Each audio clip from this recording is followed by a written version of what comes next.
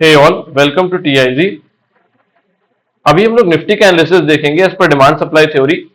तो निफ्टी का जो हमने लास्ट एनालिसिस किया था उसके अकॉर्डिंग क्या था, जो हमने 25 मिनट का डिमांड जोन मार्क किया था, ये वाला डिमांड जोन, इस वाले डिमांड जोन से अगर आप देखोगे निफ्टी में तो बहुत अच्छा रिएक्शन देखने को हमें मिला है।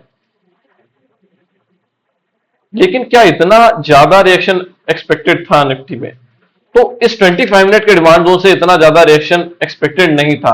उसके पीछे रीजन क्या है? क्योंकि ये डिमांड जोन स्ट्रांग तो था, क्योंकि हमने जब इस डिमांड जोन को डिस्कस किया था तो ये एनालाइज किया था कि भाई ये ओरिजिन ऑफ द मूव है, ये जो पूरी सेलिंग थी उसको ऑब्जॉर्व करने वाला मूव ये है, और यहां से ही प्राइस ऊपर गया था, तो ये ओरिजिन ऑफ द मूव है। तो यहां से रिएक्शन तो एक्सपेक्टेड था, लेकिन क्या था कि ये जो हर्डल थे, ये जो सप्लाई जोन था यहाँ का, ये वाला आपको 75 मिनट का सप्लाई जोन था, या 125 मिनट पर भी एक स्ट्रक्चर था, और ये वाला सप्लाई जोन था 25 मिनट का, ये हर्डल थे।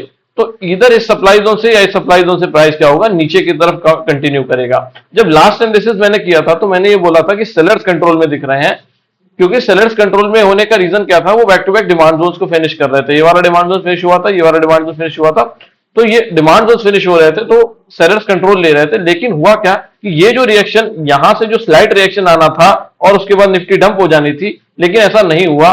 ऐसा क्यों नहीं हुआ? देखिए, जब इसने 25 मिनट के डिमांड जोन को ब्रीच किया तो अब इस लाइन पर थोड़ा ध्यान देना। ये वाली जो लाइन है, इस लाइन ने क्या किया है, वीकली पर टाइम फ्रेम पर जब हम आ जाते हैं तो वीकली टाइम फ्रेम पर जो ये वाली लाइन है, इसको डिलीट करते हैं, ये वाली जो लाइन है, इसने क्या किया है, हाई रिस्क मेथड के अकॉर्डिंग क्या किया है, डिमांड जोन को प्रॉपर्ली ट्रिगर कर दिया है। हाई रिस्क मेथड के अकॉर्डिंग क्या किया है, डिमांड जोन को, वीकली वाला जो डिमांड जोन है उसको प्रॉपर्ली ट्रिगर कर दिया है। अब हाई रिस्क मेथड के अकॉर्डिंग जो निफ्टी है ऊपर जा रही है, तो अगर वीकली के डिमांड जोन से ऊपर जा रही है तो लोअर टाइम फ्रेम के डिमांड जोन के चलने के चांसेस कम होते हैं, और इसलिए इस डिमांड जोन, ये वाला जो ये वाला सप्लाई जोन चलने के चांसेस कम होते हैं। ये वाला जो सप्लाई जोन हमने डिस्कस किया था, इसमें क्या था कि जो हमने एग्जीक्यूशन टाइम फ्रेम पर चेक किया था, देखो 125 मिनट पर अगर देखें तो 125 मिनट के अकॉर्डिंग तो ये सप्लाई जोन स्ट्रांग था, लेकिन 25 मिनट पर जब हम देखने गए थे तो एग्जीक्यूशन टाइम फ्रेम पर नंबर ऑफ बेस कैंडल ज्यादा थी, मतलब एग्जीक्यूशन उतना अच्छा नहीं दिख रहा था। लेकिन इस सप्लाई जोन की बात करें तो मैंने ऐसे बोला था कि ये सप्लाई जोन कंपैरेटिवली स्ट्रांग है।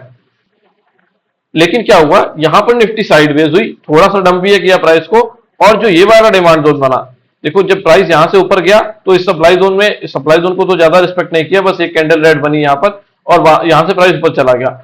नीचे की तरफ जब प्राइस आया तो इसने क्या किया, जो यहां पर डिमांड जोन फॉर्म किया था आरबीआर का, उसको रिस्पेक्ट किया, और यहां से प्राइस ऊपर की तरफ निकल गया, इस सप्लाई जोन को भी खत्म कर दिया। मतलब ऐसा हुआ क्यों? क्योंकि वीकली का जो डिमांड जोन था वो ट्रिगर हो गया और प्राइस वहां से ऊपर की तरफ जा रहा है। तो लेकिन क्या वीकली के सारे ऑर्डर्स एग्जीक्यूट हो गए?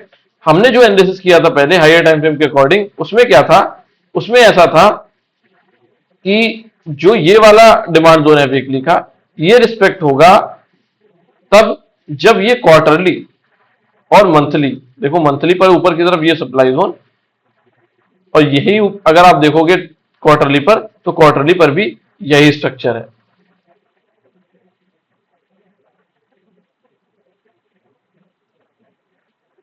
क्वार्टरली टाइम फ्रेम पर चले जाते हैं तो ये जो है, ये एकदम प्रॉपर सप्लाई जोन है। इसके अंदर अगर आप देखोगे जाके तो वीकली और डेली के सप्लाई जोन मिलते हैं, तो डेली का ये प्रॉपर सप्लाई जोन क्वार्टरली के अंदर अभी ओवरलैप कर रहा है, और ये वाला सप्लाई जोन, मतलब ये जो रेंज है, इस रेंज से रिएक्शन आएगा, आ सकता है सेलिंग साइड में।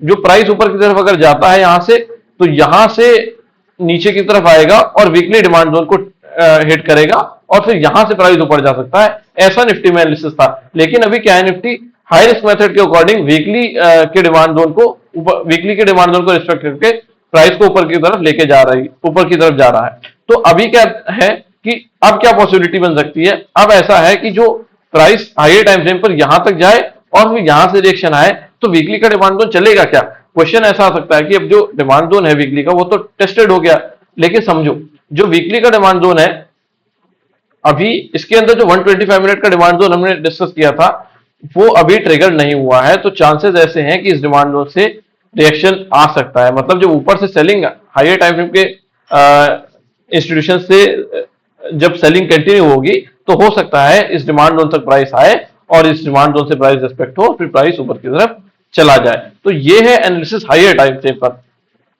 अभी क्या करते हैं, लोअर टाइम फ्रेम पर समझ लेते हैं कि लोअर टाइम फ्रेम पर क्या है और लोअर टाइम फ्रेम पर क्या हो सकता है निफ्टी के साथ। तो देखो जो ये वाला सप्लाई जोन था डेली का, अभी ये डेली का सप्लाई जोन हर्डल क्रिएट कर रहा है निफ्टी के लिए, मतलब इसके ऊपर प्रॉपर क्लोज नहीं आया है हमें। और नीचे का जो ये डिमांड जोन था ये भी रिस्पेक्ट हो रहा है, इसके साथ वीकली का भी डिमांड जोन मर्ज हुआ है और अभी प्राइस यहां से ऊपर की तरफ जा रहा है, मतलब वीकली से ऊपर जा रहा है। और डेली का जो ये सप्लाई जोन है ये टेस्टेड भी है, क्योंकि देखो ये वाली जो लाइन, ये वाला जो प्राइस कैंडल है, इसने क्या किया है, इसकी प्रॉक्सिमल और डिस्टल प्रॉक्सिमल लाइन को क्या कर दिया था, टच कर दिया था और यहीं से सेलिंग कंटिन्यू हो गई थी। मतलब डेली का सप्लाई जोन टेस्टेड है और प्राइस वीकली के डिमांड जोन से ऊपर जा रही है, तो निफ्टी अभी क्या कर सकती है, ऊपर की तरफ जा सकती है, सप्लाई जोन को आराम से ब्रीच कर सकती है या वायलेट कर सकती है। और लोअर टाइम फ्रेम पर आकर समझते हैं, तो यहां पर जो ये डीबीआर बना है, देखो ये बहुत क्वालिटी का स्ट्रक्चर है। अभी अगर निफ्टी कल के दिन, मतलब जो अभी भी देखो वैसा एनालिसिस है कि हायर टाइम फ्रेम का सप्लाई जोन टच करे बिना अगर इस डिमांड जोन में आ जाती है तो प्राइस में यहां से ऊपर की तरफ रिएक्शन आ सकता है 125 मिनट में। बेस्ट पार्ट क्या होगा कि इसके ऊपर हमें क्लोजिंग मिल जाए, इस जो रिवर्सल के ऊपर है क्लोजिंग मिल जाए, फिर यहां से प्राइस अगर नीचे की तरफ आता है तो इस डिमांड जोन के चलने के चांसेस और ज्यादा इंक्रीज हो जाएंगे, रिएक्शन के चांसेस और ज्यादा इंक्रीज हो जाएंगे। 75 मिनट पर देखें, 75 मिनट पर भी हमें एक डीबीआर देखने को मिलता है और 75 मिनट पर ये एक लो क्वालिटी का रैली बेस रैली भी देखने को मिल जाता है। बट ये क्या उतना क्वालिटी का डिमांड जोन है? तो नहीं, उतना क्वालिटी का डिमांड जोन नहीं है, क्योंकि लेगआउट स्ट्रांग नहीं है। लेकिन क्या हो सकता है कि अगर डिस्ट्रीब्यूशन के साथ प्राइस आता है, लो सेलिंग प्रेशर के साथ आता है, तो मे भी यहां से एक रिएक्शन देखने को मिल जाए, बट उतना क्वालिटी का नहीं है जिस पर आप ट्रस्ट कर सके। तो यहां से अगर निफ्टी ब्रीच करते हुए इस डिमांड जोन को आ जाती है और यहां पर आ जाती है, तो यहां से एक रिएक्शन देखने को मिल सकता है 120 मिनट, 5 मिनट और 75 मिनट के अकॉर्डिंग।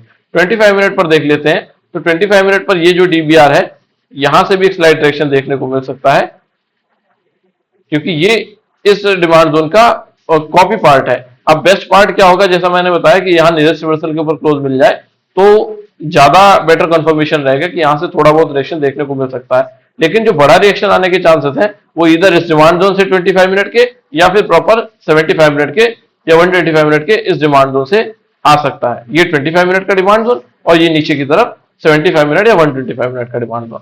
तो बेटर अपॉर्चुनिटी यहां पर है। ये थोड़ा हाई रिस्क, मतलब रिस्क यहाँ पर ज्यादा इन्वॉल्व है, क्योंकि ये एग्रेसिव डिमांड जोन है, ब्रीच होने के चांसेस ज्यादा है।